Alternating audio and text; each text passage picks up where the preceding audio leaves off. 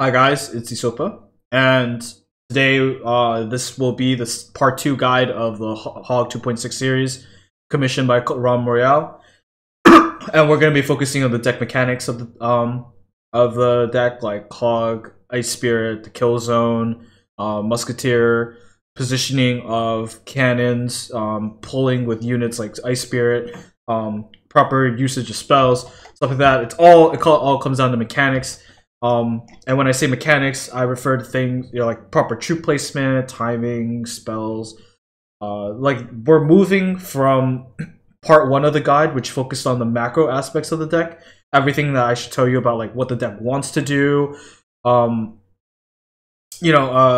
general game plan, the strategy of the deck, and we're moving to the micro part of it, where we look at the execution of the deck. Like, how do we actually play it? How do we make this deck flow? How do we make it so it looks good? And I think that's what we're gonna do here today. So I have actually 2 replays that we're gonna take a look at. After I go ahead and talk about all these points, like the Hog, the Musketeer, kill position, all of that, and it'll all come together there. The 2 games are on ladder, which I think that this deck best shines at, and against players with pretty much same level of cards as me.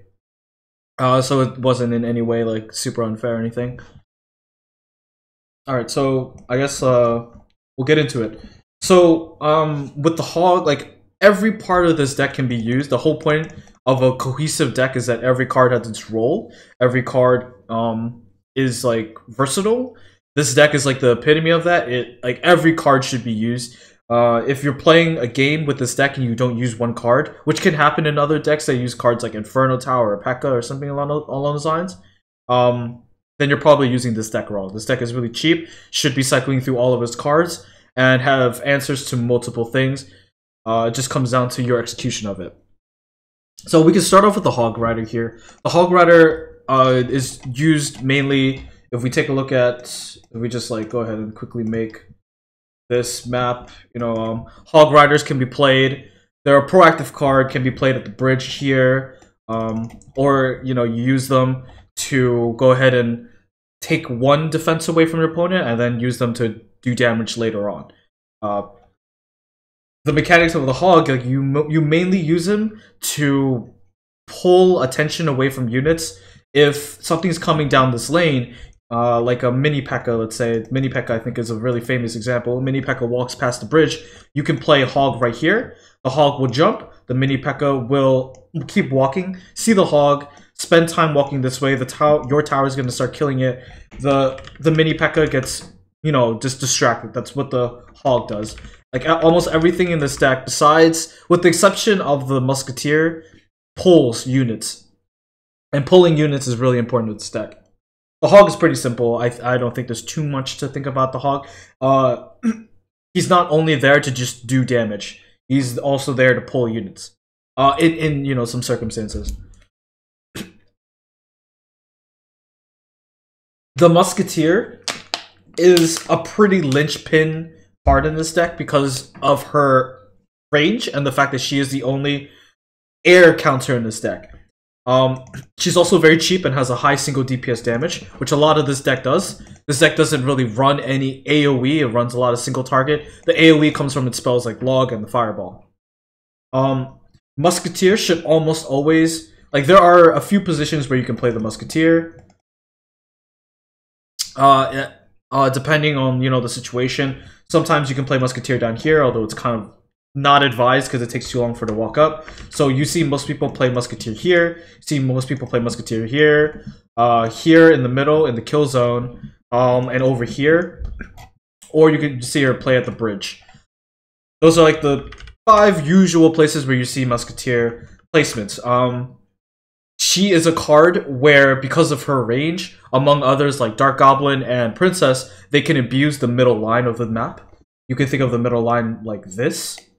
A Musketeer can be played on, like, right on top of this line, still go to the right side, but have the chance to attack units that are on the left that are close enough to her range. So executing a Musketeer takes a little bit of practice and a little bit of game knowledge to figure out where and exactly, like, the best place you can use to place her. But you know, in general, like try it yourself in game. Find the middle line and try to have her attack units on the other side, but still go to the right side. It's really important to learn how to do this with her.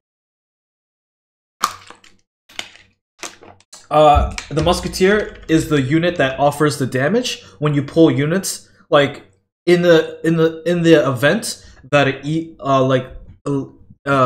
elite barbarians are dropped at the bridge. A lot of people have trouble with this. Elite bars are dropped at the bridge. They say, how do I deal with it? Well, elite bars aren't countered by a single card. They're countered by a tactic, which is pulling. So the elite bars walk up. You drop, let's say, Ice Golem here. Then you'll drop Musketeer. The E-Barbs are pulled over to the Ice Golem, and the Musketeer finishes them all. Because the Musketeer is played in the middle, due to her long range, she helps. Her DPS is added with the towers, and she's able to clear up a lot of threats. That's what her job is. If you don't understand that, then you're gonna be probably placing your Musketeers wrong, and players will be able to take her out for like without her getting value. Another thing is that her value, she's one of those cards where her value can skyrocket depending on how well you place her in certain situations. Sometimes she can get like 12 units of value. Other times she gets like almost nothing because she's played incorrectly and someone just fireballs her or lightnings her or something. Alright. The third thing on the list is the kill position. When I talk about the kill position, I think all you guys know what this is. Kill zone refers to anything within that area in the middle right here between the two towers. Why? Because if you are able to bring units to the middle, both of your towers are attacking for free. You get free DPS. And this deck, it like thrives on this aspect. This deck thrives on it. If you're not pulling units to the middle as best as possible, then you're probably not using this deck's cheap pulling cards like Ice Spirit and Skeletons correctly. You need to be really abusing this middle lane, and you know there are a lot of ways to do it, like using Ice Spirit, using Skeletons, using Cannon, using Ice Golem. All of these can bring units to the middle. You definitely need to abuse that middle part. When I talk about not overextending too, this should probably be all the way at the bottom, but I'll go ahead and touch on it. When I talk about not overextending, I refer to making sure that you're not overcommitting with this deck. When you overcommit with this deck, you can't really. You can think of it like a cooldown period. Like you have to have a cooldown period afterwards because you have to wait for the elixir to recharge. If you don't overextend, then you always have the option to ramp up the tempo or to stay on the map and be aggressive as possible.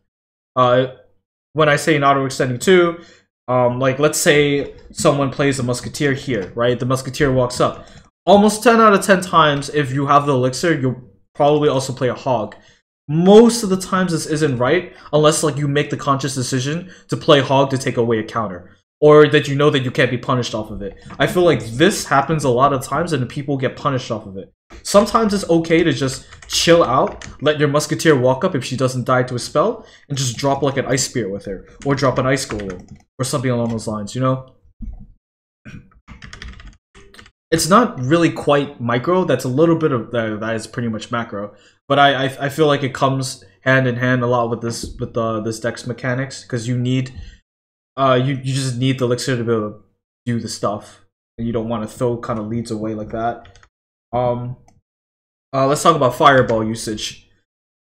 So with fireball usage in this deck, most of the time you want to have your fireball in hand, like we talked about in guide number 1. You don't want to overuse fireball. You don't want to use it in a scenario where you don't know your opponent's deck. Like sometimes if you fireball and then they put pump and then you're kind of screwed. You don't want to do that.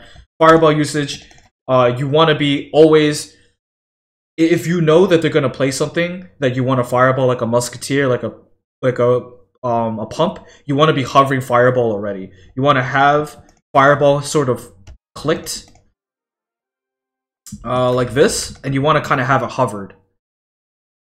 This is pre-placing a card so that, like, let's say they drop the Musketeer here. Most of the time, if they drop a Musketeer here, she walks up. By the time you like grab your Fireball, you bring it over, she's already out of Fireball range. But if you already are anticipating a Musketeer play because they know that they don't want to fire, they don't want you to Fireball the Musketeer, you already have Fireball ready. And as soon as you see it drop, you can just go ahead and Fireball. Spell usage is a lot like that. Things like Fireball, things like Lightning, things like Rocket.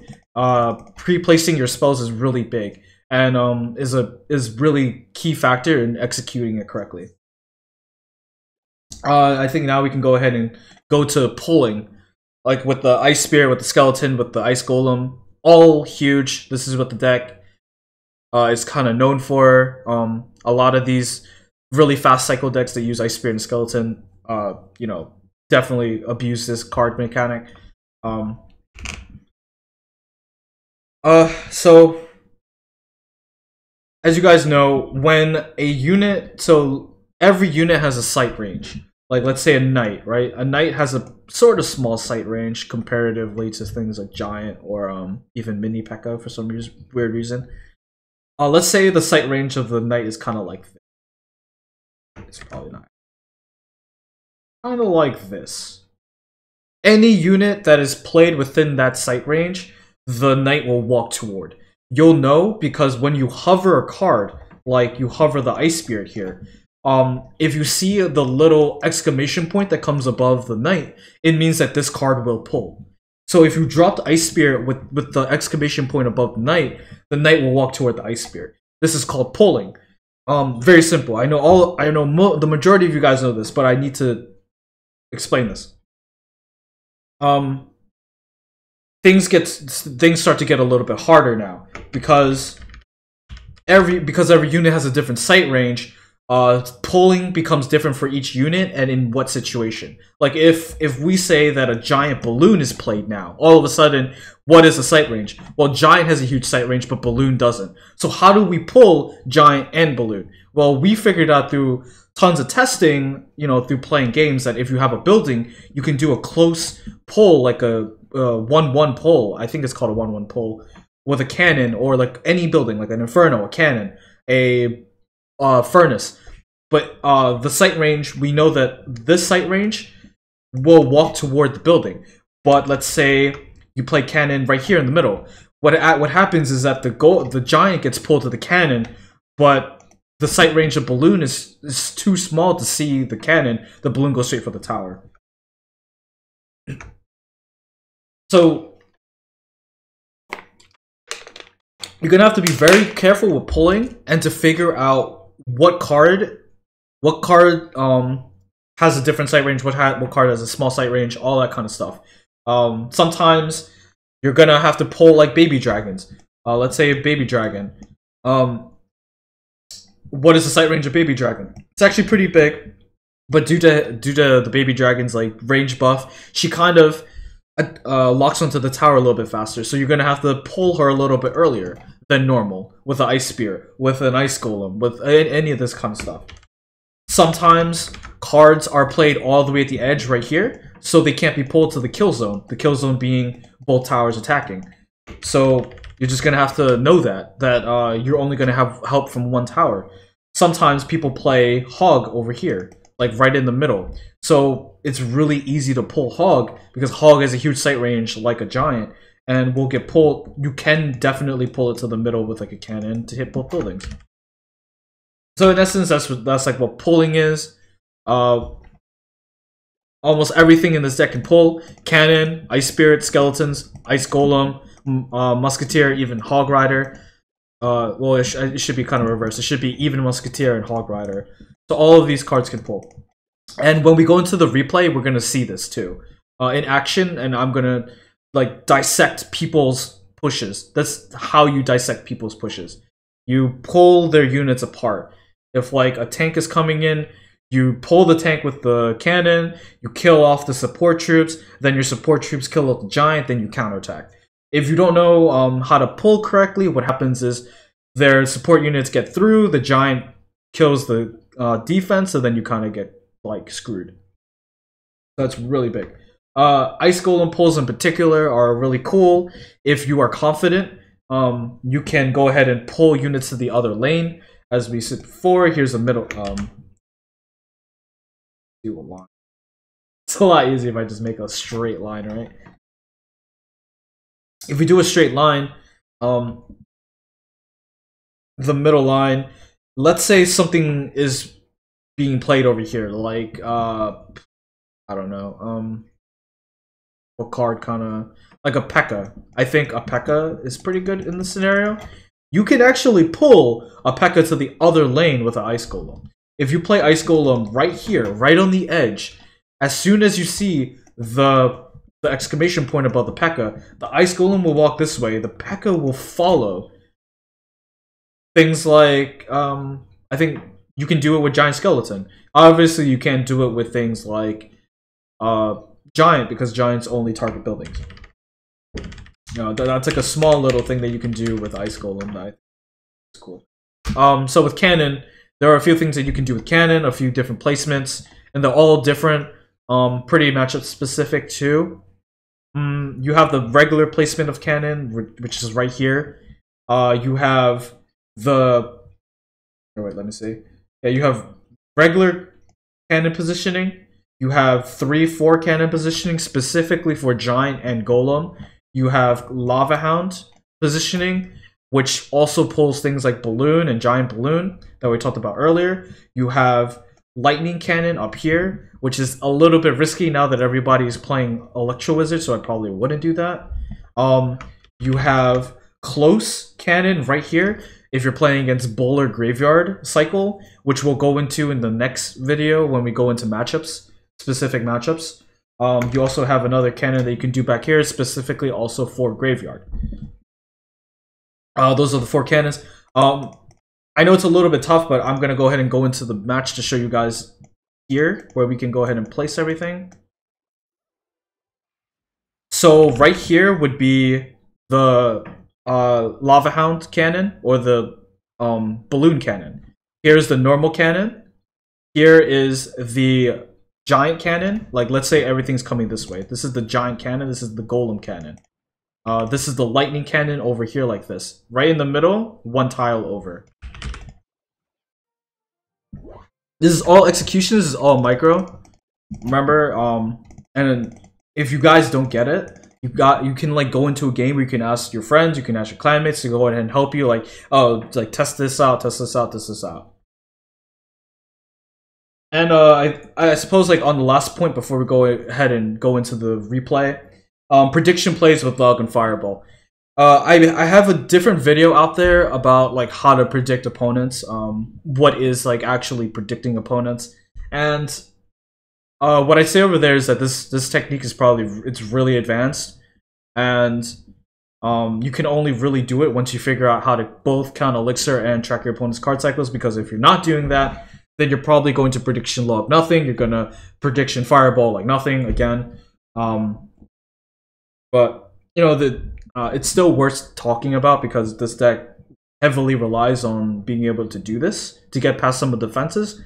The easiest one that you can do is logging a Tombstone for your Hog Rider.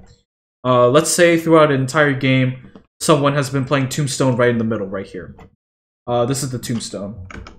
So probably easier to just put like Tombstone here. Alright, so you play Hog here, the Hog goes to the Tombstone, yada yada yada yada. The easiest way to prediction this is like, let's say you know that all they have is Tombstone. Well, you can always play Hog here, wait a second, let it jump over the river, you log before the Hog gets there. The Hog will hit the Tombstone 1 time, and then the log will go through the Tombstone, killing the Tombstone and all the skeletons. Then your Hog goes toward the tower. Very easy, very simple. Other prediction log plays are more just along the lines of, like, you know, logging Skarmy, pre-logging a Hog push, pre-logging like a bunch of things, but that comes with matchups and that comes with understanding of where an opponent is in their card cycle. Pre-fireballing is more sometimes about just getting your Hog past the defenses. If someone is always playing a furnace in the middle, also you can play hog. If you know that they're gonna play something with the hog, with furnace, you can play hog and then you can fireball like that. You know, that's pretty simple. If you know that they don't have a building and you kind of force their hand, all they have is something like a minion hoarder in their hand, you can play hog, you can fireball like this, and you can get a prediction fireball. If they don't play anything, then the hog gets to the tower. But on this, like, I like to reiterate that this is not that important, especially if you don't know how to properly count elixir, track card cycles. Okay.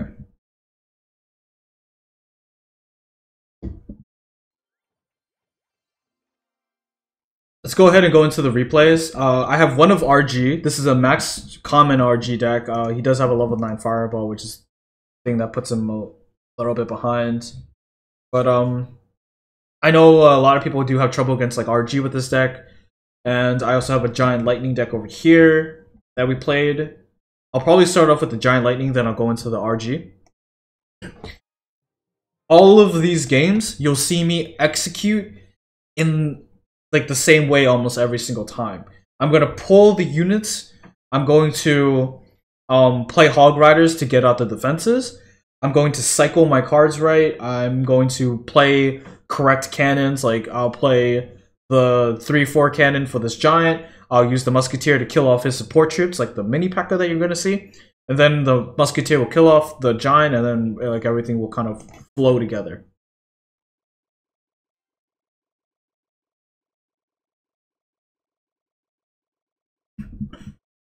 In a hand like this, I typically don't ever like to play Musketeer first as an opening, like we talked about in guide number 1. So I'll just drop Hog Rider, see what he has. He doesn't have anything in his hand because he's playing triple spell. That's a giant, unfortunately. The giant walks up with the mini P.E.K.K.A behind it, and I know that I've seen enough people play this deck to know that a simple push like this will actually kill a player. This should never kill someone, especially so early, and I didn't even really overcommit. I'm down 4 elixir, yes, but I did get a lot of tower damage.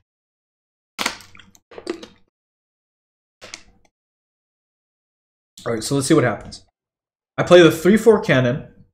The mini P.E.K.K.A walks up. I drop skeletons. I pull the skeleton. I'm already ready if in case he has zap. He might have zap, so I already have Ice Spirit queued. If he zaps it, then I instantly play Ice Skeleton, which blocks the mini P.E.K.K.A, and the same thing happens. Now, the cannon kills off the giant, distracts the giant. We pull the support troops, kill the support troops. Our support troops then kill the giant, and we're good. Like we said, we don't really want to be overextending here, so I'm not looking to like cycle to hog for no reason. He does play his 10 Musk. This being ladder and me having a max fireball, I can fireball that, so I do make the decision to go ahead and fireball. Even if I didn't have a max fireball, like let's say my fireball was even, I'd probably still fireball this because he's playing Musketeer on the tower that is weaker, forcing him to go ahead and log. Now the game sort of resets, and I still don't want to overextend. I saw that he has giant, mini P.E.K.K.A, and Musketeer, and log, right? He might have a defense. He might have something like insane, so I'm trying to take this slow. So I just try to poke at him. I drop Ice Spirit. He plays Furnace. Okay, now that I see Furnace, I'm gonna drop Hog Rider. Hog Rider will trade into Furnace because I know that this, like, if I push with Hog Rider right now, there's no way that the Hog Rider is gonna get past a Furnace and probably units. So I'm just gonna go ahead and trade here as best as possible. He drops a Giant with this next push. We drop the cannon. We're pulling units. We play a Musketeer right next to the cannon. I know that because he just played a Furnace. He played minions. Then he dropped a Giant. There's no way he has enough elixir to go ahead and do something like a crazy fireball on me early enough, or a crazy lightning on me. We drop the Ice Golem to soak everything up. Ice Spirit freezes everything, and now I'm ahead. He overextends on me. and I have a Musketeer on him. You might say that like, oh yeah, but he's ahead in elixir. Well, he's 6. He does have 6 elixir, but I have a Musketeer, and I'm at 5 elixir. Essentially, I'm at like probably around 8, 9 elixir on him because he has to play something for this Musketeer. As soon as he plays something for this Musketeer, I can start solidifying my elixir lead and then transferring it into a good push or a good lead throughout the game. Just a mini P.E.K.K.A, and here I use the Hog Rider as a pulling unit. Maybe a little bit too late. I probably should have put it just a little bit closer because you're going to see the mini P.E.K.K.A walk away. So I have to pull it with the skeletons. My Hog trades into the furnace again. Now I know that his furnace is out of his hand, and I'm probably going to start going aggressive here. I think I remember what happens here. My hand is Log, Fireball, Cannon, and Muskie. There's not much I can do, so I play Muskie down here. I'm like, 2 things either happen. Either he spells out my Muskie, or he plays his own Muskie, because he can't drop minions into my Muskie. So if he spells it out, right, then I go ahead and set up defense or whatever, or I attack. One of those 2. If he plays Musketeer, however, which I know he has in his hand because he hasn't played it, then I'll just Fireball him. I think he knows that my Fireball kills out his Musketeer, so he doesn't do it. Instead, he is forced to sort of lightning me. Drop the Muskie. Waiting. He lightnings me.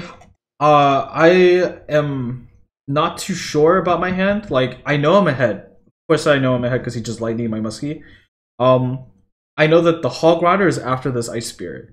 But I also still want to be really safe because I'm pretty sure that I'm ahead. So what I do is I drop Ice Golem down there. I'm using my elixir. Thinking, there's no way I can Hog push into this lane because the Ice Golem and Ice Spirit are right here. The Hog is going to be useless. So I make the decision to go and Hog the left side. So I want units to go on the left side. The Hog is full health, hits the tower. I start dropping units. I'm getting ready for this giant push. And now the Musketeer is played up. I played the Musketeer up so that we can utilize the Ice Golem and the skeletons and everything that we used before. If we played Musketeer down here, he just walks past through all of this threat, and it's like whatever. I go ahead and Fireball this Muskie over here because it's a positive. It's not positive. It's pretty much like a really good value. Because I also get the tower damage, and I don't feel the need to go ahead and Fireball this. I play the cannon more up. This isn't really a lightning cannon. Like, you can still, I think, believe all lightning this. This cannon needs to be 1 more tile to the left, so it's my technical mistake, but I played the cannon more up so that we can go ahead and use this Musketeer, and so that he couldn't lightning. All of his units start coming in. This is prime time. He drops another giant. I see cannon right here. Now pulling becomes really important here, and using spells correctly. I see the musket. I see this full health mini P.E.K.K.A. I know he cannot reach my tower, or else I probably lose. We deal with the support units at the back. Kill off this giant. Kill off this, and then I think we're gonna be safe. He does miss his lightning on both the muskies, but I bet he didn't expect me to play muskie down here. Now I know that he has this furnace. I send out the Hog Fireball. Hog does reach his tower, and he gives me 2 hits on the tower, which is his mistake. We play the cannon again. We're pulling units, distracting them. Let our cannon kill off the giant. This tower is at 260, so I know that my max Fireball does 330. We go ahead and take the game. I logged beforehand so that we get the tower down also within Fireball range. Okay, let's go ahead and take a look at this RG game here.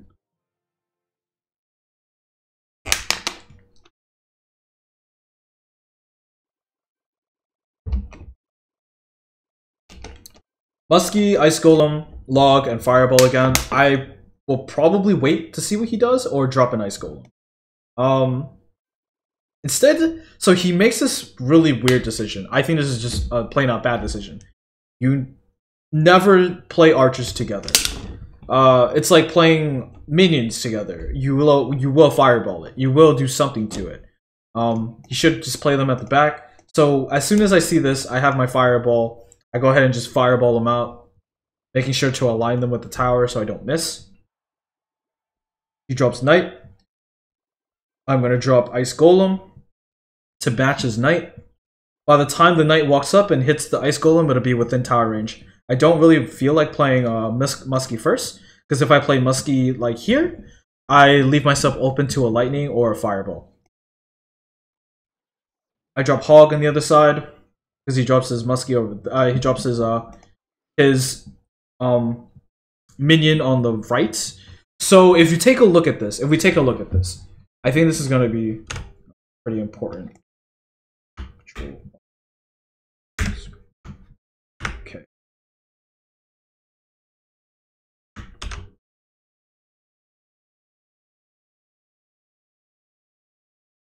Here's a graphic of a map. If we take a look at this map, what's going to happen is, because I placed my Musketeer in the right exact place, she's going to get a ton of value. She's right in the middle of the pocket where she'll like do a ton of damage to both sides of the lane. Now like this is where kiting and this is where execution becomes super important with this deck. Like, let's see. She's on this line, right? She's pretty much on the line, like she's gonna go to the right side. I see these E-barbs on the left. This Hog Rider is going to die. So what's gonna happen is these E-barbs walk down.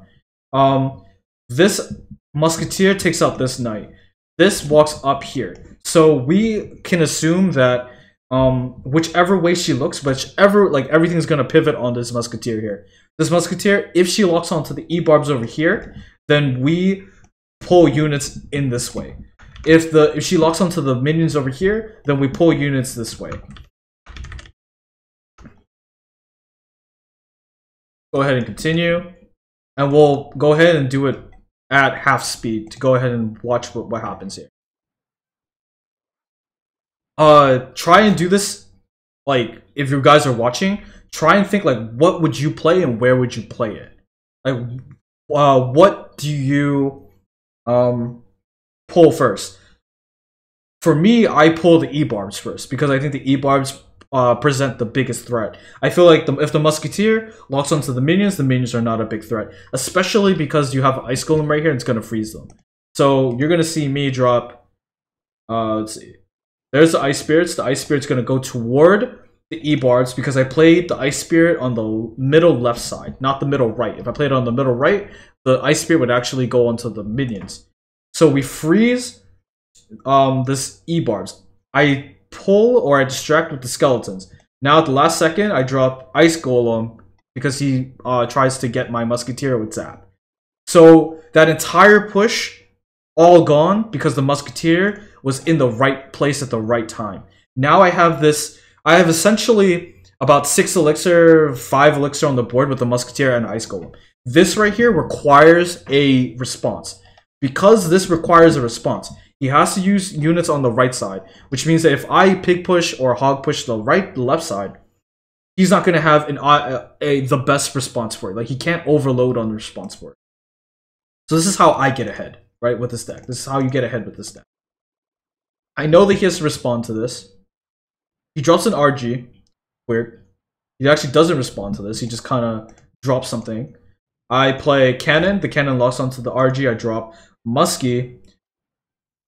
I play Ice Spirit and I log it. I know the Ice Spirit plus log damage kills off archers. The RG doesn't get any damage on my tower. I have the right configuration. I'm using Cannon on time. I'm playing Musketeer for a single target attack damage. Otherwise, I would probably use something like Skeletons. And the push is cleaned up. So on top of overcommitting the first time, like over here, he overcommits again with the RG, and we clean him up. Now I know it's an RG deck. And now he has to deal with this Muskie. Let's see what he deals with the Muskie with. He plays a Knight. We pull it again to the middle, because why not? We don't need to play anything else. Now remember, we're not overextending. We know his deck. He has archers, he has Knight, he has RG, he has Zap, and he has E-barbs. Preferably when they have E-barbs, you want to play Hog and then Fireball. But I'm obviously not in a position where I can Hog and Fireball quite yet. So let's see what we do. I just drop a lone Hog. He drops E-barbs. Okay. Now I know that every single time I play Hog Rider, he'll probably play E-Barbs. Now I know that prediction fireballs can happen. Like, I can play prediction fireballs. He plays his E-Barbs right here. I'll probably like fireball something like this. If I ever do fireball. E-Barbs will come in. We play the Muskie. We play Ice Golem. He zaps it. I'm gonna pull this right into the middle. Still keep pulling because I don't even want any tower damage getting on me if it's a RG deck. Drop the Hog again. I know that his E-Barbs are out of cycle. And I fireball out the minions. Tower goes down within fireball range, and now it's just all up to defending. We're at 10 elixir. We dropped the Ice Golem as a way to be one an elixir sink and to eventually be a shield for our cannon. So we need to start setting up our cards. I don't want to be playing Musketeer back here quite yet. So instead I drop Ice Spirit, drop Skeletons, Hog on the left side to get his E-Barbs. He overextends on the left side. And now and again, let's do this again.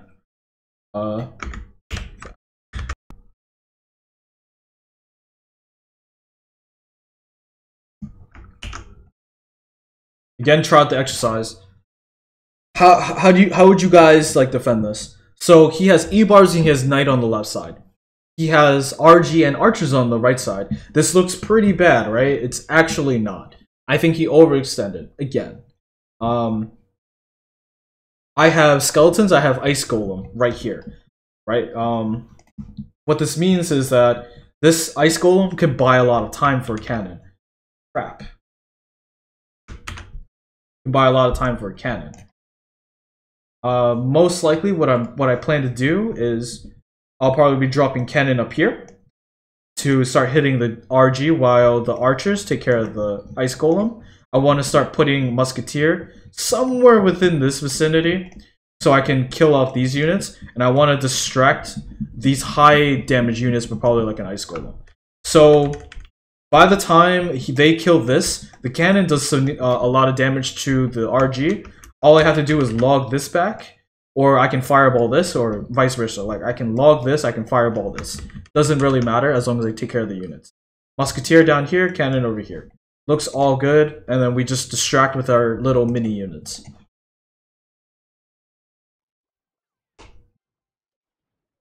He puts everything onto this left side, so I just fireball it. Still protecting this Musketeer. Log everything on the right. Because if we set up our units right with the Ice Golem, then his RG can't get past our cannon. If the RG is on the cannon by itself, that's a different story. 2, 1, fireball him out. Good game.